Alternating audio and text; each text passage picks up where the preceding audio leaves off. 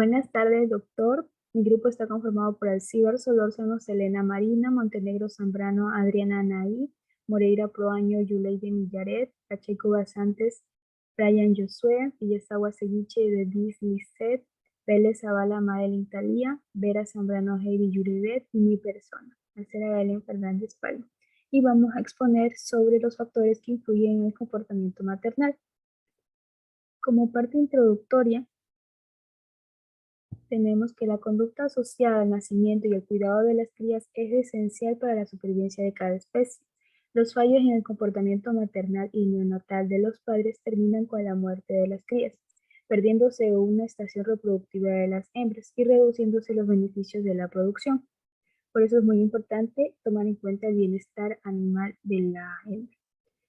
El comportamiento maternal se divide en tres partes: comportamiento anterior al parto, comportamiento en el proceso del parto y comportamiento en el posparto.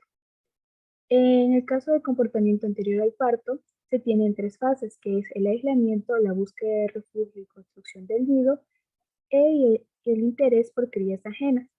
En el aislamiento se tiene que las hembras pueden preparar todo para la llegada del nacimiento.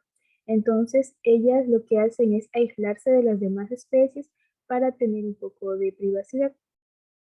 En el caso de búsqueda de refugio y construcción del nido, se dice que los bovinos y caprinos utilizan solamente un sitio para parir, pero solo por un corto tiempo. Y este comportamiento de preparto se evidencia solo unos instantes antes del parto. También se dice que en estas especies parecen que caminan a la deriva, manotean y escarban en el suelo frecuentemente, se levantan y tumban repetidamente, sobre todo durante las últimas horas antes del parto.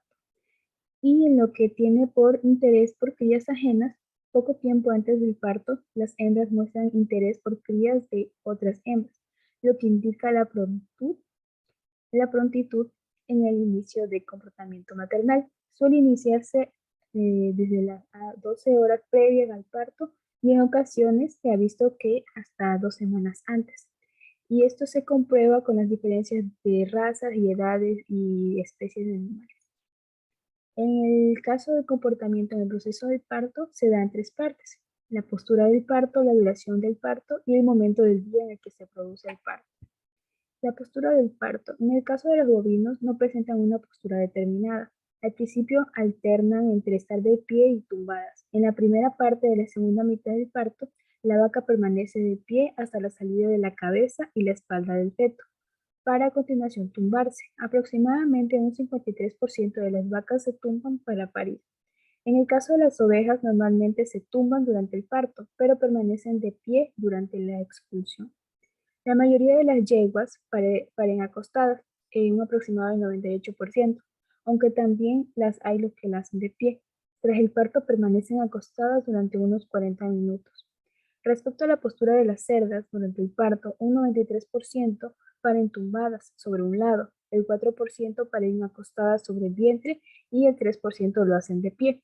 El tiempo que permanecen tumbadas después del parto está en función del tipo de cama, es decir, si tiene paja o si es sobre el suelo o no. En la otra parte tenemos la duración del parto. El parto se divide tradicionalmente en tres fases. La primera fase se inicia al comenzar las contracciones uterinas regulares y acaba con la dilatación completa del cuello uterino. Esto gracias a la hormona oxitocina. La segunda fase se inicia en el paso del primer feto a través del cuello uterino y acaba con la expulsión del último feto. La tercera fase es la expulsión de la placenta. En el caso de los carnívoros domésticos como los gatos y los perros, las fases segunda y tercera suceden simultáneamente, puesto que la expulsión de la placenta tiene lugar después de la expulsión de cada feto o de cada dos fetos. Y por último tenemos el momento del día en el que se produce el parto. Hay diferencias entre razas y especies en cuanto a la distribución a lo largo del día en la presentación de partos. Un 66% de las vacas criadas en intensivo paren entre las 18 horas hasta las 6 horas. El 56% las Ayrshire lo hacen en este periodo. La mayoría de las Hereford lo hacen desde las 14 horas hasta las 24 horas. En el caso de los ovinos, las ovejas de raza Suffolk paren entre las 16 y las 20 horas. Las merinas lo hacen entre las 15 y 21 horas y las Dorset Hounds paren entre las 8 y las 12 horas. La proporción de partos ocurridos durante la noche en equinos es de un 80%. En el caso de porcinos, suelen acontecer la mayoría de ellos entre el 60% en el mediodía y la medianoche, mientras que el resto, el 40%, sucede entre la medianoche y el mediodía. Todo esto depende de la influencia de la raza y de la época del año. La mayor proporción de los lechones nacidos se sitúa entre las 20 y 22 horas. Por el contrario, el pico más bajo se sitúa entre las 3 y las 9 horas. Bueno, esta ha sido mi parte. A continuación, mi compañero Pacheco. Buen día doctor, buen día compañeros. Mi nombre es Brian Josué Pacheco Basantes y de manera introductoria, a continuación de mi compañera Marcela, como introducción voy a exponer acerca del comportamiento en el posparto de las especies animales. Durante este, para estos comportamientos tenemos tres importantes puntos que deben ser tomados en cuenta. Primero tenemos lo que es la atracción y la limpieza del recién nacido. Esto es muy importante puesto que cuando una cría, ya sea de vaca, de yegua, de, de oveja, de cerdos, eh, esto, según la madre, va a variar, puesto que la madre puede tener experiencia o no puede tener experiencia sobre lo que es un parto. Ejemplo, en el ejemplo poniéndole una vaca que es experta, que ya ha tenido varios partos anteriormente, esta comenzará a la limpieza del recién nacido a unos 11 minutos, 10 minutos luego del parto. Comenzará a limpiar al recién nacido y lo hará el proceso lo hará durante el tiempo de una hora o hasta 2 horas. Mientras que una vaca que no tiene experiencia, que es madre primeriza, procederá a, eh, a hacer este proceso eh, durante 11 minutos y puesto que no sabrá qué hacer, no tiene conocimiento, no sabe cómo debe proceder y vari, demorará unos varios minutos en saber qué es lo que tiene que hacer, cómo tiene que hacerlo, ¿no? Para esto se tardará aproximadamente unos 20 minutos, una media hora en comenzar a hacer este proceso y tardará aproximadamente 11 minutos a 20 minutos. No lo hará con el cuidado necesario que lo hace una madre que ya tiene experiencia. Como segundo punto tenemos lo que es la búsqueda de tetas. Los recién nacidos, ya sean lechones, terneras, eh, tienen una fuerte tendencia en localizar y amamantarse de una teta. Y obviamente esto es muy importante puesto la capacidad y la absorción de las inmunoglobulinas del calostro comienzan a descender a partir de las 4 a 6 horas del nacimiento. Eh, y como todos sabemos el calostro es muy importante porque le permitirá recibir todas esas energías para poder afrontar una posible hipotermia, ¿no? Después del posparto. Como tercer punto tenemos lo que es el reconocimiento, el reconocimiento entre madre y prole. Esto se basa principalmente en cómo una madre va a reconocer a sus crías, ¿no? Eh, Esto se debe principalmente a los cuidados que ella le va a dar a, a los que ella creerá que son sus hijos, puesto que va a depender según la especie en cómo ellos identifiquen o cómo ellas sepan cuáles son sus crías. Como les digo, esto variará ya sea oveja, ya sea vaca, ya sea cerdos, va a variar entre madres, ¿no? Algunos tendrán sus propios métodos de cómo identificarlos, mientras que otros tendrán otros métodos. Por eso tenemos a continuación lo que es el establecimiento de la relación materno-filial entre unas especies madre y sus hijos. Se produce en un corto tiempo de aproximadamente 4 a 5 horas después del parto. Eh, Este corto periodo de tiempo es suficiente para establecer una relación, ya sea de buena manera o para que una madre pueda discriminar a su cría. Las ovejas, para distinguir a su prole, o sea, sus hijos, utilizan el oído, la vista y el olfato al mismo tiempo, lo cual es muy, muy beneficioso, y ellas cuidan bien a sus crías. Eh, Esto es lo que les quiero explicar. Referente al punto 3 de lo que es los comportamientos del posparto. Las cerdas pueden no ser capaces de reconocer a sus hijos como sus propias crías y tardarán días en afrontarlo, en asimilarlo, puesto que al momento que ellas paren, o sea, ellas paren a sus lechones, los dejan agrupados en un nido, por así decirlo, y cuidan simplemente a los que se encuentran dentro de ese nido, mientras que a los cerditos que se hayan salido o se hayan movido de ese lugar, ella no los tomará en cuenta, simplemente se fijará en los cerditos que estén agrupados en el nido que ella, donde ella los había dejado, ¿no? Por siguiente tenemos, después del parto, la yegua lame las membranas fetales y al potrillo. Ahí se establece un vínculo materno-filial. Durante la primera media hora del contacto entre la yegua y la cría, esto, como podemos observar, tiene otro método de cómo reconocer lo que es su cría, cómo saber qué es su cría, porque establecen un vínculo mediante las lamidas de las membranas fetales y a su cría, a su potrillo. Por consiguiente, tenemos que la vaca permanece mucho tiempo junto a su cría los primeros días para así reconocer a su ternero. En ocasiones ella no deja sola a su cría, sino que la lleva a donde ella vaya, o el ternero simplemente por instinto la persigue. Por eso cuando las madres pastan, los terneritos las acompañan, se quedan parados o empiezan a amamantarse, ¿no?, de su leche para así poder tener nutrientes necesarios. Eso sería todo en respecto a lo que es el comportamiento del posparto entre las varias especies que expliqué, ¿no?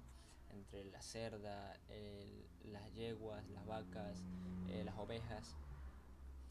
Muy importante conocer acerca sobre este tema de comportamiento, puesto que nos servirá mucho más adelante para el desarrollo de, de este, de este proyecto, de esta tarea.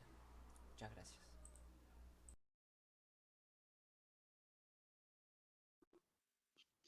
Buenas tardes, mi nombre es Madeline Talía Vélez Zavala y hoy les voy a hablar sobre los factores hormonales.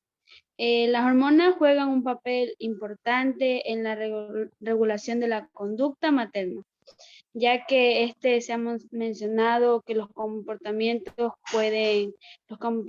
maternales pueden observarse antes, durante y después del parto, en un periodo denominado o sea, la tercera semana antes del parto y hasta la cuarta semana después del parto. El aumento y disminución de las hormonas es como la progesterona, estrógenos, lactógenos, placentarios, prolactina, prostaglandina y oxitocina.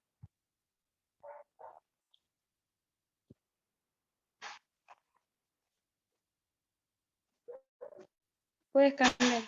La progesterona, esta mantiene una gestación alta, y comienza su deceso a los 20 días preparto, y para las 96 a 48 horas preparto baja los niveles de 7 nanogramos sobre mililitros.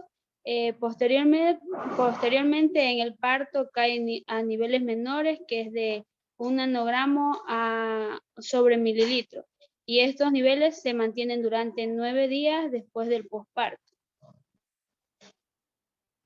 El lactógeno es placentario y está presente en la gestación en niveles bajos de 50 nanogramos sobre mililitro. Se eleva rápidamente entre los 160 y 200 días hasta su pico, y posteriormente disminuye antes del parto. La prolactina alcanza niveles basales de 80 nanogramos sobre mililitro en las 2 semanas previas al parto, para luego aumentar y llega de 200 a 400 nanogramos previo al parto y manteniéndose durante la lactancia. La prostaglandina, esta se eleva una semana previa al parto y disminuye después de esta semana. Las hormonas y se mantienen de manera basal y pulsátil en la gestación, y estas son a las primeras semanas, las primeras 3 semanas del posparto, cuando comienza su elevación.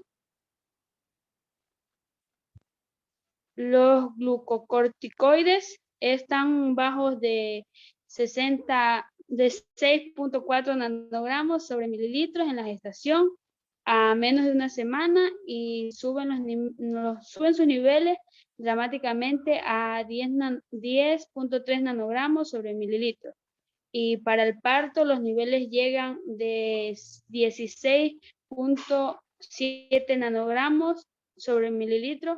Posteriormente al parto, los niveles caen a 5.1 nanogramos sobre mililitros hasta los 5 días del posparto, para después observarse los niveles basales. Gracias. Mi nombre es Heidi Yuridet Pérez Zambrano y hablaré sobre la estimulación maternal. Dentro de la estimulación maternal existe la estimulación vaginal. La dilatación de la vagina y del cervix induce el comportamiento maternal, incluso en los animales que no han sido preñados. Esa estimulación puede ayudar a que un animal sea aceptado a pesar de ser un extraño para la hembra y que ella ya haya tenido una cría y lo haya aceptado. Existe una hormona llamada oxitocina. Esta se produce en el cuerpo lúteo y tiene orígenes en los ovarios y el hipotálamo. Esta hormona está relacionada con los patrones sexuales y la conducta maternal. Actúa también como un neurotransmisor en el cerebro. Para las hembras, la oxitocina se libera en grandes cantidades tras la distensión del cervix uterino y la vagina durante un parto, así como la respuesta a la estimulación del pezón por succión del bebé, lo que facilita el parto y la lactancia. La estimulación temprana nos ayuda a potenciar todas las capacidades del bebé, mejora habilidades intelectuales, emocionales, físicas y sociales, lo que ayuda para el desarrollo integral completo. La aplicación de estimulación muestra un gran valor para el aprendizaje y potenciar la inteligencia de manera positiva para la cría. Muchas gracias. Soy Lice Piazza Guasiguiche y me tocó hablar sobre el estímulo proveniente de la cría. La cría realiza varios estímulos hacia la madre para mantener su vínculo materno-filiales. Entre ellos se encuentra la vocalización, en donde la madre desarrolla sus sentidos auditivos. Un ejemplo de esto es cuando una cría se encuentra en peligro y por medio de un aullido, un grito, pues le hace saber a la madre que se encuentra en peligro y acude a su llamado. Otro ejemplo de es el calor y la temperatura del cuerpo de la cría. El calor de la cría pues le permite a la madre saber en dónde se encuentra y diferenciarlo. Un ejemplo de esto es cuando una oveja se acerca junto a su cría en el momento del parto y por ende se encuentra alrededor del líquido amniótico. Como sabemos, el líquido amniótico es atrayente, pero la oveja siempre va a elegir a su cría. Hola, mi nombre es Adriana Nay Montenegro Zambrano y voy a hablar sobre los factores que influyen en el comportamiento maternal, centrándome en la experiencia y en el lugar de parto. Entonces, la experiencia es el conjunto de conductas y la interacción entre la madre y la cría, que esto va a determinar el reconocimiento de la cría por parte de la madre. De esta manera se va a crear un vínculo entre ellos dos después del parto, y todas estas acciones realizadas por la cría, como por ejemplo la búsqueda de la ubre o la búsqueda de la madre, su olor, todo eso, y por la madre, que son conductas de protección, lactancia y asilamiento, representan el conocimiento y la experiencia que tendrán las hembras en cada También se debe tener en cuenta que va a depender del estado hormonal y fisiológico en el que se encuentre la hembra en ese momento. Además, existen ciertas conductas que ya vienen arraigadas a las hembras dependiendo de la raza. Por ejemplo, la raza Bos indicus, que presenta conductas maternas mucho más fuertes que las hembras Bos taurus.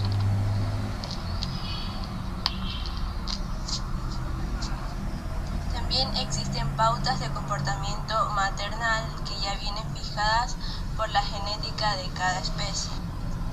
Sin embargo, estas pautas pueden cambiar por el entorno en el que se desarrollan cada una.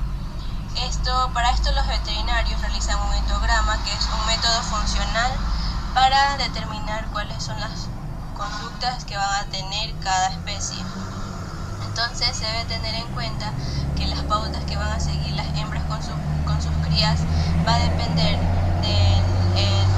del número de crías. El número de crías y de partos, que quiere decir de la experiencia que va a tener cada hembra, también va a depender de la raza, de la ubicación de la hembra con sus crías y de la condición corporal que presente esta durante todo el proceso de gestación y de posparto. Ahora la permanencia en el lugar de parto, que tiene que ver con los estímulos sensoriales que recepta la hembra de su entorno. Existen preferencias en cada especie. Por ejemplo, en el caso de las ovejas, estas se aíslan de su grupo para facilitar el reconocimiento y el rápido establecimiento del vínculo entre madre y cría. Entonces, esto va a representar un elemento propio de la conducta materna de la oveja. Es decir, que cada especie va a tener una conducta o unas pautas de comportamiento. Entonces, la conducta de aislamiento también se encuentra en otras especies como los bovinos y los equinos. Otro ejemplo, en el caso de los bovinos, equinos y ovejas que están acostumbradas a ser la presa, tienden a desarrollar conductas agresivas hacia sus compañeros o hacia los cuidadores en sí, a las personas que los rodean. Entonces, lo que hacen es separarse de su grupo para proteger a la cría. Además, deben tener en cuenta, en el caso de las cerdas y gallinas, estas tienden a construir un nido antes de parir para proteger a su cría. Entonces, en conclusión, cada especie tiene sus conductas maternales y cada animal también va a tener pautas de conductas maternales. Se deben tener en cuenta que existen sistemas de producción que en cierta forma van a afectar en las conductas que va a desarrollar la madre al momento del parto. Entonces, hay sistemas de producción extensivos y sistemas de producción intensivos. En los sistemas extensivos se tienden a observar con mayor frecuencia las conductas maternales porque se desarrolla en el lugar donde está el ganado, es decir, en su hábitat natural, y pueden desarrollar completamente sus conductas maternales. Mientras que en los intensivos no se puede realizar esto porque en la mayoría las hembras se encuentran en fábricas industriales y separan de inmediato a la cría de su madre. Entonces las hembras no pueden desarrollar conductas maternales como en el caso de los extensivos. Aunque van a tener su estado hormonal y fisiológico preparado para criar a su bebé, en este caso no lo podrán hacer porque lo separan al momento de nacer. Como podemos ver en la imagen, en el caso de las cerdas tienen esas jaulas y es un lugar muy reducido, no pueden estar cómodas y causa estrés en ellas. En el caso de las gallinas, estas tienen sus huevos y los recolectan y los separan. Entonces las gallinas no pueden calentar su huevo, crear un nido ni nada porque en este lugar no se les permite. Y en el caso de las vacas, también aquí se separan a las vacas de sus crías para recolectar la leche, entonces no pueden desarrollar conductas maternales. Todos estos son sistemas intensivos. En caso contrario, las condiciones de alojamiento son también factores que alteran las respuestas maternales, como por ejemplo las cajas demasiado pequeñas y temperaturas ambientales elevadas impiden la adopción de postura de amamantamiento de las hembras. Entonces, las jaulas de parto lo que van a generar en la hembra es estrés y frustración en el caso de los sistemas de producción intensivos, ya que estas cuando van a parir generan un fuerte instinto para formar familias y cuidar sus crías. Entonces lo que hacen es abandonar el grupo y se aíslan para crear un nido y de esta manera proteger a su cría y mantenerla en un lugar tranquilo y seguro. Algo que sí pueden hacer en los sistemas de producción extensivos. Por ejemplo, las vacas de pastoreo tienden a dejar el rodeo para parir y en los sistemas intensivos no sucede esto porque sabemos que los separan de inmediato. Entonces esto en la vaca lo que va a generar es estrés y frustración. Gracias.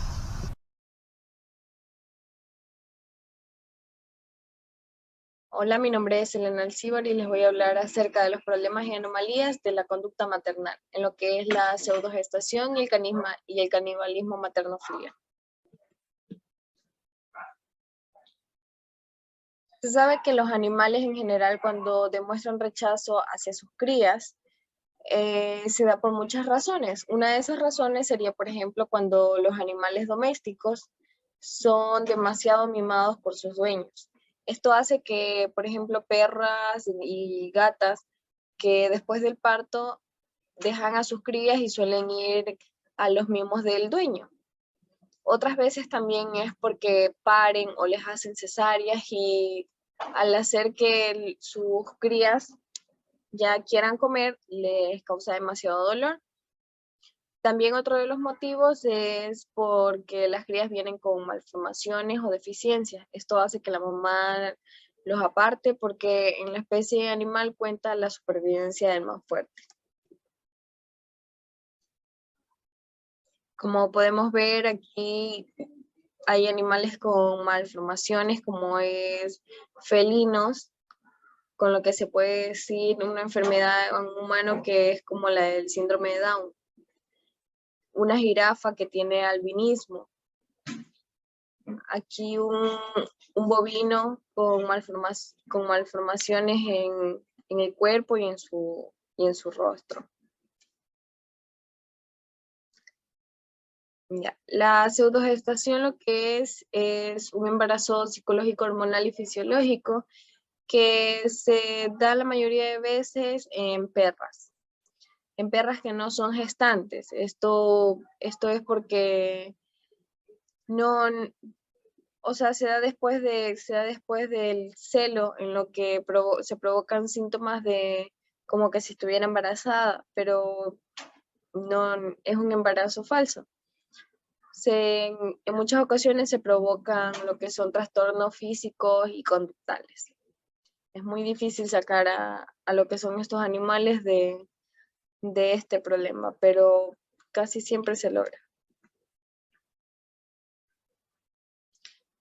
Ya, el canibalismo materno-filial es en ocasiones consecuencias de debilidad o enfermedad de las crías.